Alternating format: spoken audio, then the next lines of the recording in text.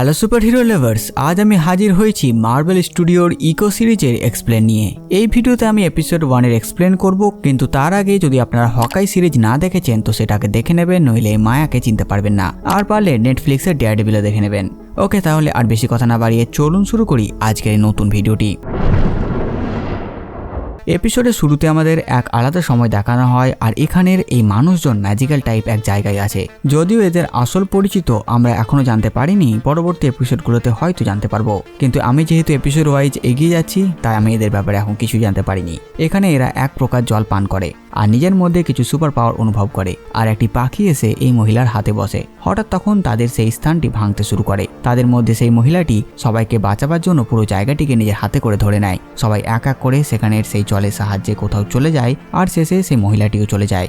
আর তারা গিয়ে পৌঁছায় একটি জায়গায়, একটা নর্মাল জায়গায়। আর সেখানে তাদের শরীরের রঙও বদলে যায়, আর তারা সাধারণ মানুষের মতন হয়ে যায়। হতে পারে এরাই নেটিভ আমেরিকান, আর এদের সভ্যতাটি হচ্ছে চক্র সভ্যতা। তখন আমরা শুনতে পাই একজন বলে চক্র সভ্যতার সর্বপ্রথম মানুষ ছিল চাফা, আর সে নিজের পরিবারকে বাঁচিয়েছিল। আসলে সেই মহিলাটির নাম বলছে। আর এই সব কিছু ছোট্ট মায়াকে তার কাজিন শোনায় বনি, তাদের ছোট টেন্টের মধ্যে। টেন্টের বাইরে মায়ের মা বাবা ও নানা নানি গল্প করে। সময়টা 2007। তারা তারপর সেখান থেকে চলে যায়। আর তখন আমরা একটা কাঠের ওপর সেই রকম একটি পাখি দেখি, যেমনটা আমরা চক্র সভ্যতা শুরুতে দেখেছিলাম। বৃষ্টি শুরু হয়। মায়া ও তার কাজিন ঘরের ভেতরে আসে। মায়া তার মাকে বলে সে হট চকলেট খেতে চায়, কিন্তু বাড়িতে উপকরণ না থাকায় তাদের স্টোরে যেতে হবে। আর তাই মায়ের মা মায়াকে সাথে করে নিয়ে যায় স্টোরে। বৃষ্টি তখনও হয়ে যাচ্ছে। রাস্তায় মায়ের মা খেয়াল করে তাদের গাড়ির ব্রেক কাজ করছে না, আর তখন তাদের গাড়ির অ্যাক্সিডেন্ট হয়ে যায়, যেখানে মায়ের মা মারা যায়। আর মায়ের পায়ে একটা বড় কাঁচের টুকরো ঢুকে যায়, যার ফলে তার পাটি অনেক ড্যামেজ হয়ে যায়। হসপিটালে মায়ের নানি মায়ের বাবার প্রতি রেগে যায়, কারণ এই কাজ মায়ের বাবার এক শত্রু গাড়ি ব্রেক ফেল করিয়েছিল। যদিও মায়ের বাবা তাদের মেরে ফেলেছে, মায়ের নানি বলে সে আগেই তার মেয়েকে বলেছিল লোপেজ পরিবারের ছেলেরা ভালো হয় না, আর তার শাস্তি আমার মেয়ে পেল। আসলে সে তার মেয়ের মৃত্যুর জন্য মায়ের বাবাকেই দোষী করছে। সেখান থেকে মায়ের বাবা মায়াকে নিয়ে নিউ ইয়র্কে যাওয়ার কথা বলে। মায়ের নানি রেগে থাকলেও তার নানা বোঝে ব্যাপারটা, আর মায়ের বাবার সাথে থাকে। এরপর মায়ের বাবা মায়ের সাথে দেখা করতে যায়। সেই কাঁচটি এমনভাবে পায়ে ঢুকে গেছে, যার ফলে পাটি কেটে বাদ দিতে হয়েছে। একে তো বেচারি কথা বলতে পারে না, আর তার উপর সে এখন নিজের একটি পাও হারিয়ে ফেলেছে। মায়া তার বাবাকে বলে সে তার মাকে মিস করছে, আর তার জন্যই এমনটা হয়েছে। যদি সে হট চকলেটের জন্য স্টোরে যাবার জেদ না করতো, তাহলে হয়তো আজ মা আমাদের সাথে থাকতো। এরপর মায়ের বাবা মায়াকে সাথে করে নিয়ে যায়। তার নানির রাগ এখনো মেটেনি। মায়ের কাজিন বনি যাবার জন্য জেদ করে, কিন্তু মায়ের নানি তাকে নিজের কাছেই রাখে। তারা নিউ ইয়র্কে আসে। ছোট্ট মায়াকে স্কুলে ভর্তি করায় তার বাবা, আর একটা নকল পা লাগিয়ে দেয় যাতে চলাফেরা করতে মায়ের অসুবিধা না হয়, যে সিনটি আমরা হকাই সিরিজেও দেখেছি। স্কুল শেষে বাড়িতে ছোট্ট মায়া তার বাবাকে ড্রাগনের ব্যাপারে জিজ্ঞেস করে যে সেগুলো কি সত্যি। তার বাবা বলে যদি ড্রাগন সত্যি হয় তো তাদের দুনিয়া অন্য হবে। পরে কারাটে ক্লাসে মায়ের বাবা মায়াকে বোঝায় সে যাতে নিজের পড়াশোনায় মন দেয়, কারণ তাকে অনেক দূরে এগিয়ে যেতে হবে, আর তার থেকেও ভালো জীবন যাতে সে বেছে নেয়। সেখানে তার বাবা তার সাথীকে কিছু প্যাকেট দেয়, আর এখানে কিংপিং এসে মায়ের সাথে দেখা করে, কারণ কিংপিং এর জন্যই তার বাবা কাজ করে। আর তাই মায়া কিংপিংকে চেনে, আর তাকে আঙ্কেল বলে ডাকে। মায়া কারাটে শেখে আর পটু হয়। সে বড় হয়ে যায়, আর একদিন সে ফিরে এসে দেখে তার বাবা ও তার বাবার সাথীদের রনিন হত্যা করে পালিয়েছে। মায়ের বাবা মরার আগে মায়াকে সেখান থেকে চলে যেতে বলে। মায়ের বাবা মারা যায়। বনি মায়াকে মেসেজ করে সান্ত্বনা দেয়, কারণ সে সবসময় তার সাথে আছে।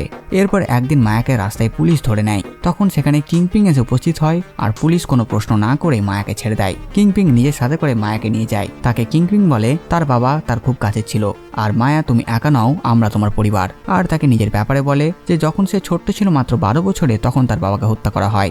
এরপর কিংপিং মায়াকে নিজের টিমে যুক্ত করে, আর তারপর একটি মিশনে কিংপিং এর দুই সাথীর সাথে মায়া এক জায়গায় গিয়ে আক্রমণ করে, কারণ তারা কিংপিং এর শহরে তারই বিপক্ষে বিজনেস শুরু করেছে।